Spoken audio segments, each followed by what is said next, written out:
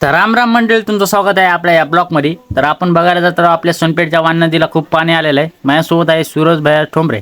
हां, तर आमच्यासोबत तसेच आशिष, सुजित, सुमित हे तिघं पण आहोत.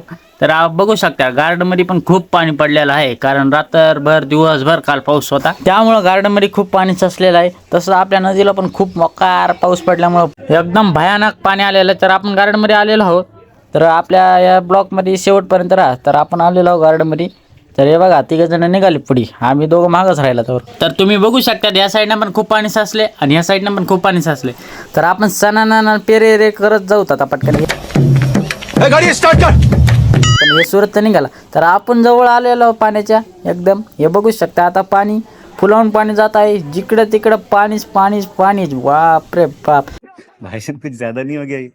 मतलब कुछ भी. हे बघू शकता सोनपेठचे लोक तिकडे आणि सोनपेठची इकडे. तर या पाण्यामुळे आपली सोनपेठची वाहतूक रुकलेली आहे. तर बघू शकता ही आपली गँग हे मस्तपणे पाणी बघायचा आनंद लुटत आहे. तर मित्रांनो, हे ब्लॉग इथं एंड करतो.